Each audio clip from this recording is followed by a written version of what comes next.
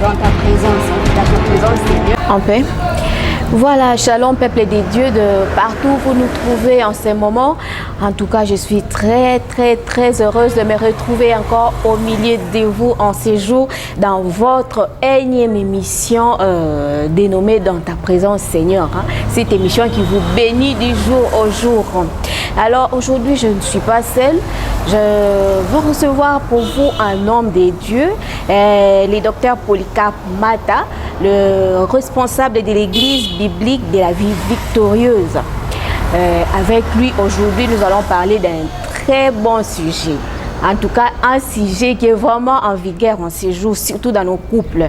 Le sujet parlera du divorce. Bon.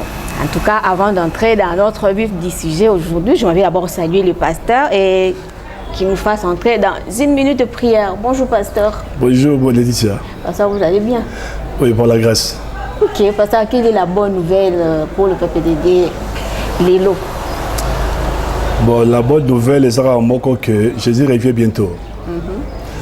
Jésus revient bientôt et Seigneur Bananzambe va se préparer. Babilengele pour arriver à ce Messie parce que beaucoup de chrétiens ont commis trop matérialistes.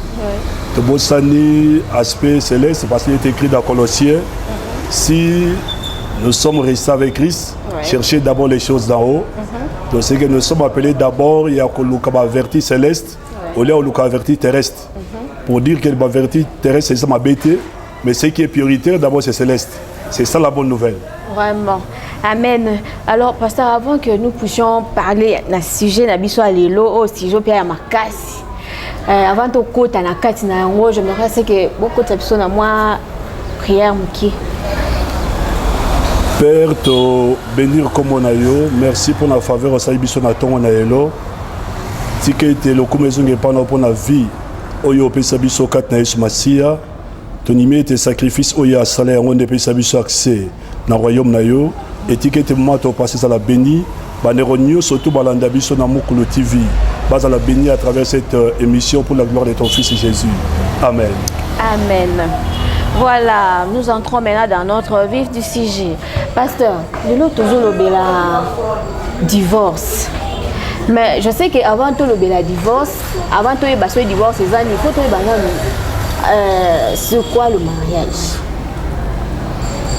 Le mariage est ali bosangani à deux personnes. Moi sina mobali o nzamba bongisi po ete bakoma eloko moko et on est tombé dans le mariage. Moi si na mobali bakutani comme il est écrit dans Genèse. Mobali alala ipongi Nzamba longoli kote moko asali mwasi tanga la musie amoni os ya os naye et asali poème d'amour et tanga basangani yangoni tobenga mariage. En d'autres termes, mariage yali tanga batu mbali bakutani bayokani babalana et mobali yake se présenter par appareil à mwasi après si tobenga dot et c'est ça le mariage. On y soutient rasima et araba complémentaire pour nous complémenter au salemi na niveau ya coutume. Ok, merci pasteur. Merci Koyo. On a tout le mariage. Mais si je n'ai pas et divorce. Bon, est-ce que tu connais le divorce ces années? Divorce c'est la séparation. Na mukuse. Batim balo zamba sangisi. Tant bali ko tambola ensemble. Et selon baïmen, selon bango, pa to le belango. So ba yo qualité, tant bazo kabwana, ya on est to benga divorce. Mais pasteur, si on nini bako yo kanate alors que avant babalana pour elo pas déjà elo nzambe moko a permettre l'institution ya nzambe moko a permettre à ce que bakini balé bazala ensemble. Mais après bon surtout kaka non divorce écoute. Si pour raison ni ça la été ba toi na ba divorcer. Merci pour la question nayo. Omoni bolelo ba cause comité moi tellement trop. Mais par rapport à la parole, les emballés qui ont accepté jamais divorce. Mais si tout le monde a divorcé seulement, d'abord, par rapport à langage à Moïse, ils ont à cause de la dureté à Kériamoto. Parce que pour l'ensemble, ceux déjà sont ici deux personnes, lui le bin à matière, Moutaro Kabola Bango a zaté. même les bien ou les mal, parce que ce sont des chrétiens. Avant balana ba mais qu'il faut réfléchir ensemble, ba mon les bien, ba mon les mal et ba ni ba s'engager. Et comment s'engager? D'ailleurs ce masi à lobby. Ceux mutalinga tonganda ko essayer avant de réfléchir. Oya okoti saté mais mbongo ya obimi ça va dépenser au sala. Donc c'est que mutava ko ta mariage, il faut avant de réfléchir, mariage ya nini, ba responsabilité naie et ba sacrifice au Seigneur et ba na au sala. Et ceux qui a réfléchi na yango très bien monique ya koki ya ko s'engager. Et sera s'engager au lingo lingate comme nous sommes des êtres humains.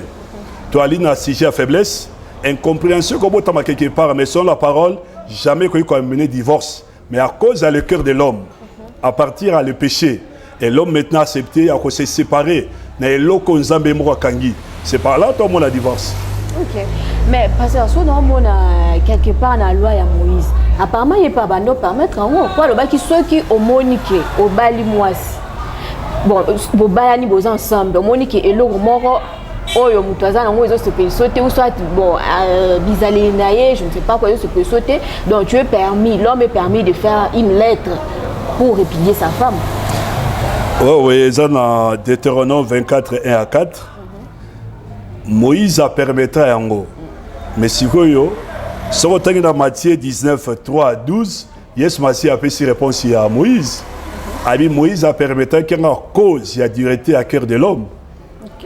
Et comme Moutessé Baby Samaki, et maintenant Moïse a permis que non, ceux qui m'ont la mode moi été, alors c'est séparé, non, c'est un soutien, moi, ma faiblesse, c'est la Kati, parce que ma qualité, c'est séparé na bango. Mais par rapport à Malobaye Soumassia, parce que Christ n'a pas un modèle Nabiso. Alors, au commencement, ce n'était pas ainsi. Au contraire, au commencement, c'est les jeunesses. Et dans la jeunesse, Malobi, Zam Mende a Sangi Seki Bango. Et puis, dans la même matière, on est Soumassia Lobi, et loko Nzamba Sangisi, Moutako Kabolongo Azate. Alors maintenant, comme mon thème a Moutessé Baby Sama, mon thème a monté comment Olinga et Malibanda à volonté ensemble.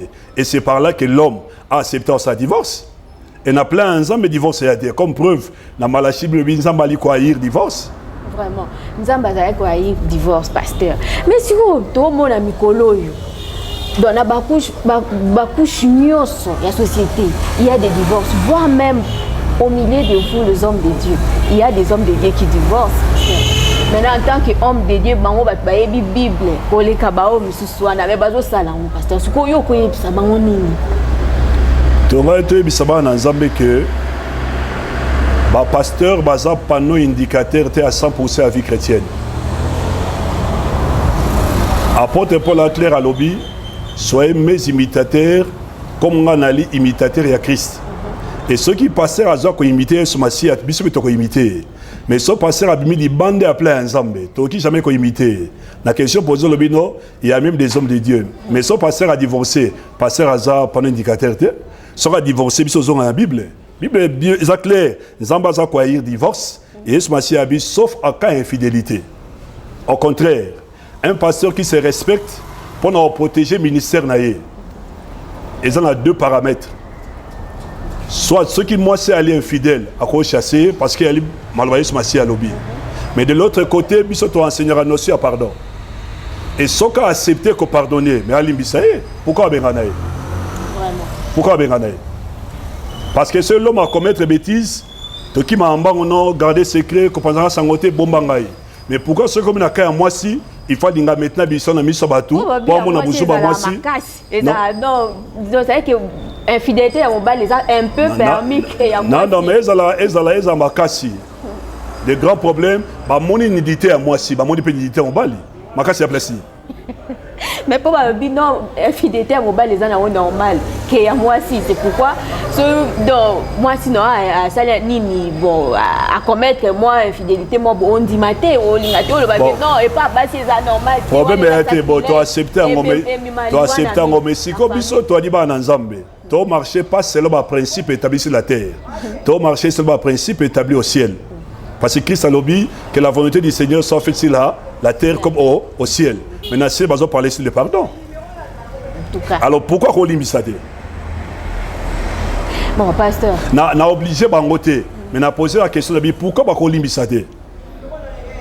Alors, selon le langage à mettre, ceux qui sont infidèles, ceux qui commettent adultère, mais ceux qui sont adultère en frère, nakangi mwasi asupposé na mobali et mokili yebi na ngote ça c'est que ngana mwasi sangai alors pourquoi ne pas pardonner Dieu parce que lorsque ça grave et ça que et panzani partout batba qui sango témoignage et sambwe là c'est autre chose na kolimbi ça comme la limbi ça parce que témoignage c'est même mis bateau mais sur lorsque c'est bombani soit entre nga na mwasi sanga soit nga na deux diacres 4 personnes bah bien ngote alors pourquoi go entre biso 4 ans to limbi c'est il faut que il faut na benga nae on tu ça ba pour ça nzoto vraiment. Ok, donc maloba pasteur ezake atokani moi sinon l'infidélité mo boye que tant que ceux qui entrent bino donc on est capable de pardonner. Il a pardonné limbi ça y est. Okay. Pourquoi il faut bien mais si ce risque est comme continuer bon au kangé le lot au limbi si ça passe mais au yo qui le sous pour continuer à pardonner. Maman moni bo toté à la chair tu as vraiment mon makasi ici bat monsieur mais ici biso comme un problème. Yes ma si habito pardonner combien de fois? Toi, la Bible va parler, c'est ma pendant combien de fois? Abi 70 fois 7. Et là pour dire que donc attends où tu as commettre bêtises dans ndenge nini, tu es obligé à quoi? Et on limbisa comme bisomoko. Tant de ça ma besoin de la présence Saint, limbisa combien de fois? Ah limbisa. Alors pourquoi pas moi ça va commettre 2 fois 3 fois 4 fois pour on limbisa aider. Et dans le bien ce qui est commun à niveau salir témoignage. Au batnios to baebi que l'homme est incapable à mon nom attention à pardonner.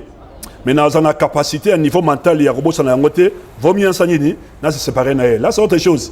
Mais et l'autre il y a un coucou, batimi ba ibi angoté. Il y a un mobile ngobi son ami ça va te poser ma force, au bengane parce que l'église déjà, au comment na serment au lula kananzela, comment na mutumo lula ka, au moins ça sur moi support comme ma bien moi ça leur profiter. En tout cas.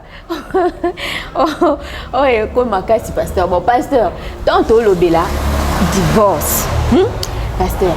Sikoyo naye nakangi mwasi parce que okangi mwasi en tant que homme nzamba lobito limsa parce que lui il est bon il est surnaturel ngana za mutu parce que vous êtes un homme de Dieu un homme oya zala makila na mai okangi mwasi na mobali donc pour pardonner parce que atezaki entre bino mbale donc au supporter to suturakaka au yebisi batu parce que ça te dépasse et puis ça te dérange tellement que na la culture africaine to yebi que ceux qui moi si à commettre adultère il y a même d'autres malédiction dans la vie à quoi même avoir même liwa na bon moyen mobile bon si est-ce que mobile lui a osé peine la facilité ou alors mbalo azolanda biso na minute oyo akangi moi si ne boya pe facilité que non pour pasteur aloba ki tikana dimgisa. Merci Laetitia na ko lo aboye na makoma nzambe na bandi ko servir nzambe na micro na 1987. Donc c'est aussi déjà 33 ans, tu as moins d'expérience et puis tu as une révélation par un Zambé. Et dans moins d'expérience, tu as un couple auto-aidé sur Bali vivant, dans le sens que mon bal a voyagé avec Mboujimaï, a dit moi c'est plus mon louba. Et moi c'est à commettre adultère, ma famille va kangier. Ah moi c'est dans la mission de permettre n'abissor, ma famille va kangier. Mon bal tant va passer rapport, va y c'est à Chibao. Ce que c'est erreur au Koufa. Mon bal est quoi ibisanga, n'a pas c'est à Denzela. Ceux qui ont la capacité à limbisa.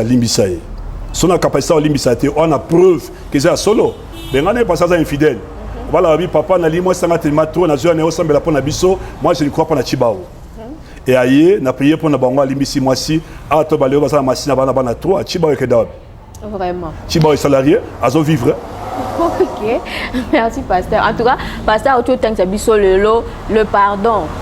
Donc, en cas d'infidélité, tant que vous premier ensemble, vous balani, donc, que divorcer, cause à la hello, on dit, moi j'ai mon robot, j'ai appris une portée. Vraiment, les lobali, le bio divorcé. Et puis, pasteur, quelque part, la Bible, n'a habité si je me trompe. On a moni quelque part, bazoloba. Ceux qui ont divorcé, donc, vous balanez ensemble, la mission que vous ensemble. Et qu'un jour, il est arrivé que vous divorcez. Alors, entre les deux, mon côté, à quoi bala, tout moi, je suis bala, quelque part, ou soit mobile, à bala, moi, je suis sous, à cause de la montée, ceux qui ont un oiseau commettre adultère. Donc, à cause de la montée, ceux qui entre les deux, moi, quoi, parce que bon, mais quand on lit, on l'a vu, non, mais c'est clair. Yes, Massi a parlé en Matthieu 19, apôtre Paul avait on a 1 Corinthiens 7, 1 à 5, et puis 1 Corinthiens 7, 10 à 16, c'est clair. Dès que Sangani, et puis et loko nzamba sangisi, s'il vous plaît, mariage c'est la volonté ensemble. Nous soulignons mariage dans 3 étapes. Et mariage à seul les a d'abord coutumier parce que beaucoup de pasteurs non son mariage à l'église c'est batana balanité mensonge. Et puis sur pasteur to bali sabatuté, ba tabali sabaté ça va parent bana. Parce que on va dire à d'autres, monsieur dire à d'autres. Ceux qui coutumier l'équipe qui dans l'état pour être protégés par des lois. Et bah en église pour être en faveur et ensemble. Comme preuve et oui qu'il y a une église. To quand on a bureau même nanda comme même temps wenze, il y a mariage. C'est c'est seulement. Alors, ce qui est arrivé que mariage Joana Bakabwani, la Bible est claire. Mon côté à Kobala, il faut pas dire que célibataire, ti mon corps koufa parce que c'est lié à la loi. Loi en Zambie mais la loi niveau monde. Alors si moi ça koufite au Kobala moi c'est mususu. Au moins par rapport à la parole, bisous dans la parole. La Bible dit dans Isaïe à la loi et au témoignage si on parle pas ainsi, il n'y aura pas l'aurore. Et on a besoin de lumière. Pour lumière il faut autant pour la parole et le témoignage. Et si moi c'est koufite au Kobala. Mon comité de Ambeba. Vraiment. Au tir d'adultère, à tous à passer aux annonces que ça batou. Et ton gars de savoir ensemble que même à ton moni passer à bien, à ton moni passer à quoi si batou, à ton moni passer à sa guérison, il y a une preuve et approbation ensemble. Ok. Bon, pasteur, si quoi on a habité conseil nini pour na minute je sais il y a plein de couples donc au bazo surtout na temps wa lelo na habité. Mais éviter ce cause des années, soit il divorce, et aussi mamie, pour plus que que seule cause il y a divorce, et pour ça c'est que va divorcer. Et ça au moins fidélité. Mais si tu remarques que couple ils ont divorcé donc facile pour se marier puis très facile pour les choses pour nini pour divorcer. Bon ça lundi peut boyer et ça donc problème peut aggraver.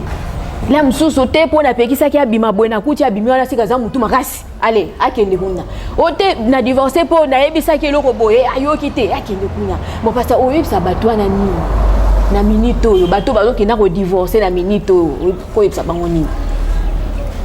Toujours parler sur la vie chrétienne, toujours parler sur bateau à bon la mitema oba osambela même oba sambela te ba na biso parole est claire.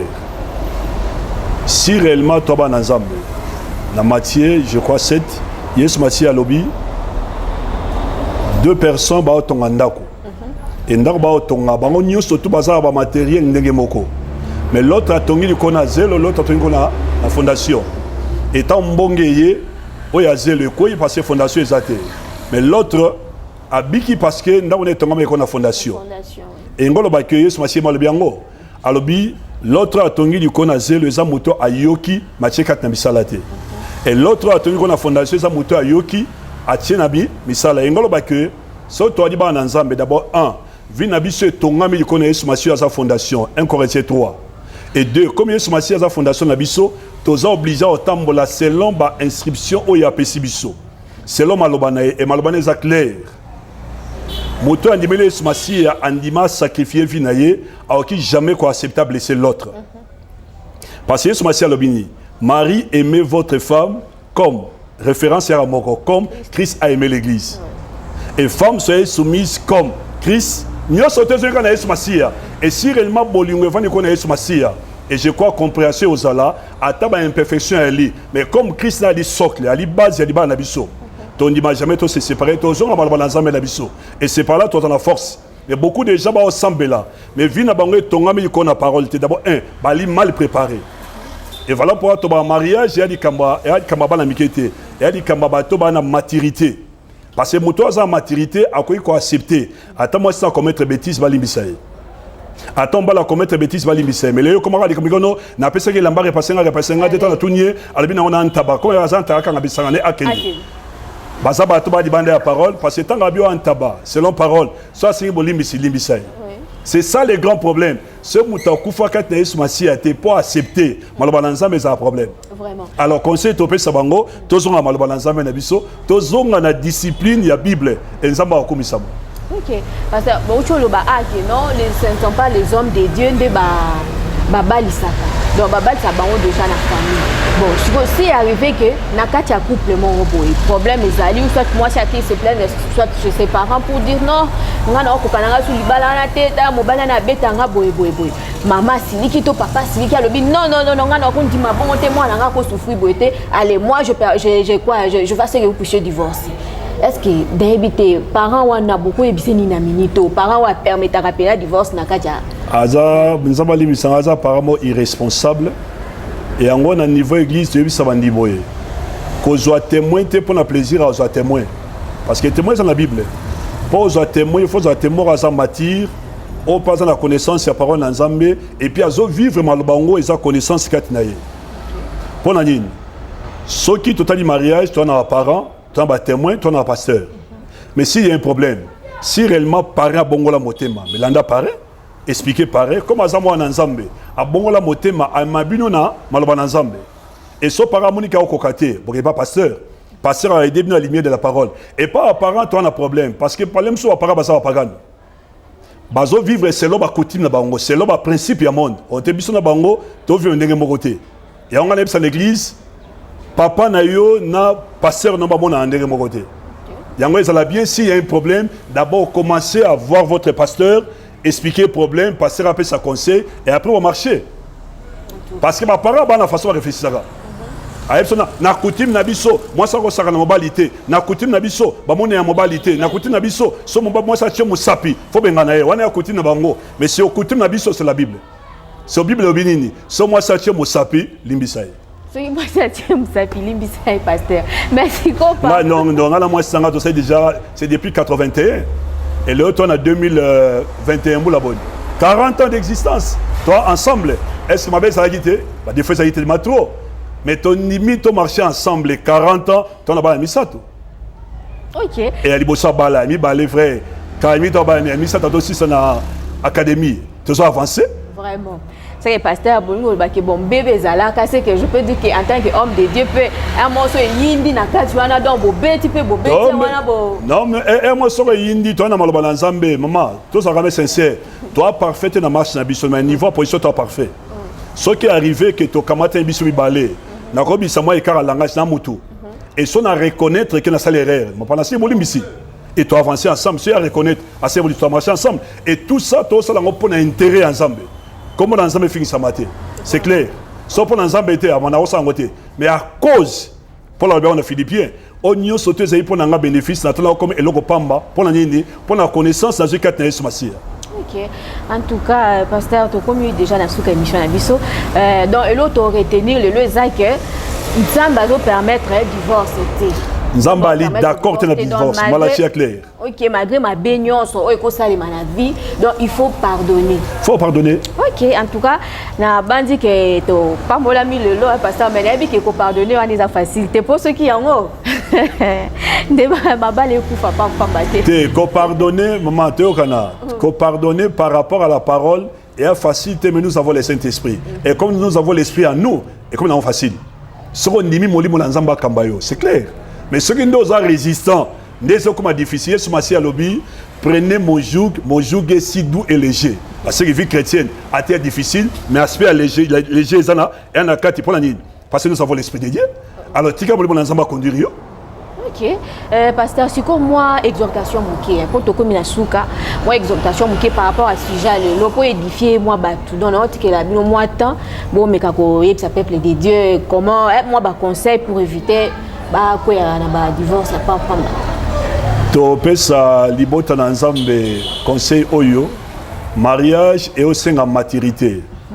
Et pendant mutako ta mariage, il faut d'abord comme amir parce qu'elle lit nous là ba kota bazonga asimate c'est qu'avant au côté il faut réfléchir malébélé et so monique au ko s'engager et on est bien à s'engager et so bi ko s'engager té ko ça l'aventure parce que la Bible est claire et un zélo so au côté bazonga asimate ko landate parce qu'un tel a divorcé en ba raison na etali na nzambe na et biso to dit par rapport à la parole et conseil to peut savoir na nzambe to tikala à la lumière de la parole de Dieu. So tolingi toko na mbebate Bible est claire même à ceux qui mbeba yé parce que nous ne sommes pas parfaits dans la marche na biso mais la position nous sommes parfaits et tout ça il faut marcher dans niveau perfection mais ce qui est arrivé que moi erreur côté Bible est clair limbisa le pardon et la puissance qui libère et Yesu Masi a lobby ceux qui ont limbisate et ceux qui ont pour salimbeba aussi vous limbisa pas naie il pas limbisa c'est qui dans notre père so limbi aussi vous limbisa oté et pour na yango tout ça ventrier na niveau mariage et linga au vent de réfléchir so moni ko comme mire il faut s'engager et mais pour s'engager il faut se préparer tout le monde est maman à l'époque dans les parents mais pour avoir un mariage ba qui kumbi non qui kumbi bazi bango ba bango quelque part bazo ko enseigner bango c'est quoi mais biso lelo mutako ta mariage pas préparation à l'ité ba enseignement à l'ité ba ici bango c'est la spiritualité non ce n'est pas la spiritualité kaka et aussi il faut un niveau intellect intelligence ça yo selon Romains chapitre 12 est à la renouveler bataille sur le mariage c'est quoi ba responsabilité à moi ces années il y a mon bas les années ba devoir les années et ce muta comprendre les nions surtout tant azokota et je crois que ta un bébé osala mais osala moins fort il y a marché selon le principe la parole ensemble nabiso et un régime à réussir rango ce biso ça dit 40 ans de mariage to vandi ensemble et ça mbebe za laïté ba mbebe ali mais tema to comprendre ensemble lingi et to tie priorité za nzambe et tout ça les efforts to se pesa nzambe et les autres ensemble et tous marcher ensemble et nzamba songa biso. Ok, pasteur, moi question où tu es dans un temps bonjour exhorté pasteur. Bon, on est au niveau du mariage, il y a divorce, mais qui t'a siko na fiançailles. Pasteur, il besoin de baquer non pour mutu à parvenir à comment l'étape où on a bala. Il faut à la mine. Donc il faut à la préparer. Bon, si vous tout le monde a déjà avant étape où on a étape où il y a fiançailles à la cana. Or étape où on a absolument surtout il dit que non, les étape où donc, et puis ça me pour batuni balé au bazo linga bazala un jour ensemble demain ba ko yé ba na pas comportement dans façon ya vivre ya mutu na mutu mais si ko non remarqué que mingi pe mingi ba vivre na hypocrisie na période douana pour la période douana tellement que netinga bona ça moi si tenga faut ka na bala bon na période douana ozo dom ça mutu malamu sain donc plus que même sain quoi mais ce que tant au kota wana alors ba no ça si ko manzaka même sous pasteur oh on a payé cause à divorce il me le bien il y a fiançailles bas 8 ans on va ensemble bas 8 ans il y a ko il baba moi des fois attends moi ça bombaki mais sont déjà on s'engager puis beaucoup de mariage mais c'est fini voilà pourquoi on même à niveau fiancé on ça la blague pas de sentiments et au bien on est coup de foudre ce coup de foudre à bolingo ça raté papa vanda on réfléchir t'as la moi si très bien. Il y a un épisode toujours ba jeune. C'est bien toi batou. Toi na ba ndenge tolinga ba service bazala tu mbali bazala. Et bien obi tozo kamata ba désir épisode to présentant la présence ensemble. Mais comme toi dit ba ensemble, il faut to tika maintenant volonté ensemble de salema. Nzambe na volonté na ko ndi mapé sayo mobali moi ça aveugle. Il y a plein ensemble. Mais il y a plein de linga aveugle. On est selon Ecclésiaste, son nzamba péché aveugle, c'est qu'à péché l'aura bien parce que nzamba péché l'aura embêté. Et c'est par là aussi il y a un problème. Tant on y va en fiançailles, totika totambola selon le principe Yanzambe Nabiso, vérifiez-moi ça très bien, vérifiez-moi bali très bien, et n'aimez que bablo moussa mikem que ça a caché. Et surtout quand ton mariage, n'a qu'à découvrir yango papa, c'est fini, accepter ou pardonner. Il y a un moment dans le mariage, baba église mingi bon, ils appellent mawa, fiançailles balande la rangote, ba ki parangote, ba ti ba mande balingi, et yango biso na principe Nabiso, to benga yango Biso église on a 3 principes. Il y a des bosso, tu bien en proposition, tu bien en triangle. Frère, amoni, sœur, MC pasteur, sœur à Nabura pasteur, tu sois ensemble et ça comme top secret. Moi il banga zaté. Tu as moi temps de prière, moi temps de réflexion, mon bala ça banquette naïe à réfléchir et quoi cela 3 ans, 2 ans, 4 ans et au dépend on a besoin avancer. Et ce nous bala pas nanga MC papa encourager des éléments fiona za moi servi nanga. C'est fini. Comme bien ça moi ça vient moi à prononcer nom le ronaé tu es ici mobile qui n'est pas famille à moi si à se présenter fiançailles bandi et dans ma fiançailles c'est qu'à j'ai des attendre un moment à proposition à réfléchir si moi siango et dans moment fiançailles à ça mon na battant une année 6 mois 2 ans a été dit encore très bien et ça mon dit que OK à se prononcer on m'a toqué le mariage en tout cas. Ok, en tout cas, d'autres choses à notion moi quoi ma casse hein pour éviter le divorce, il faut user du pardon. Il faut que pardonner pour nous à pardonner à Kabiso. En tout cas, comprenez que c'est la fin de notre émission. Mais avant de clôturer, j'aimerais que le pasteur puisse prier, faire une petite prière de clôture et après dédicacer les gens s'il y en a et puis donner l'adresse de l'église et les programmes. Merci Tosambela. Père, te bénir comme on a eu. Merci pour notre temps malama au PC Bisso. Toali koti kabande konyo surtout bazolanda biso na Mukulu TV Tikete Nzambe, semence ou sami à travers émission Oyo, et je vais ici quand la manabango, et bah on surtout banga qui na divorce au Baokibiso, Nzambe tikete touché mité manabango, bah yebana kozwa notion assure le pardon, mais bana ko pardonner pour la gloire na kombo na yo. Ba mariage ngé ko buka na Nzambe sunga bango, bazonga na parole na pour la gloire na kombo na yo. Ba on surtout bazolinga ba kota na mariage, Nzambe sunga bango, ba so la engagement. Obaliba kota nango pour la gloire na kombo na Yesu Masia. Père bénir ba onyo surtout balandi biso, bénir Mokolo TV ke diboso, bénir Sernabiso Laetitia, bénir cameraman, et ticket de surtout le Salema. Et ça la pour la gloire na kombo na yo, na kombo na Yesu Masia. Amen. Amen. Donc à topé sera mbote na oaza mwastanga 40 ans d'expérience et moi pour nous le ndonga et oaza nandaku. Donc on peut ça bandimi l'église biblique de la vie victorieuse et ça sur avenue Kassam 23 na banda sikini référence à l'IPMN à collège Saint-Michel ou abengango IMAC et topesi banderonio surtout ba ibiso mbote et surtout mon père spirituel papa Kalonji François Ali docteur Azana Mbiza et ba onyo surtout balandi biso ba ibiso topesi bango mbote na komona Yesu Masia parce que tout surtout bito dédicacé ba surtout et ça problème autobi on a ne bakoki et ça malamu topesi église biblique de la vie victorieuse mbote topesi communauté centre chrétien la cité d'espérance mbote mi na komona Yesu Masia et topesi ne relation bavo na poto mbote Nzambe asa bino bolamu. Amen. Merci beaucoup, pasteur. Voilà, c'est la fin de notre émission, hein, mais j'aimerais vous rappeler, hein, abonnez-vous massivement sur Mukulu TV pour ne pas manquer ces genres de bénédictions. Wow, en tout cas, aujourd'hui, nous avons été bénis par la présence du docteur Polycarpe Mata. Pasteur, vraiment, merci beaucoup pour votre présence. Et je remercie mon chef, mon boss, Papa Bavon, de là où il est. Je le remercie et je les salue. Je salue tout le monde, tous les fidèles de Mukulu TV. Je salue ma famille, je salue Papa Héritier Tamboué, je salue Maman Véro. Bon, je salue tout le monde en tout cas. À la prochaine.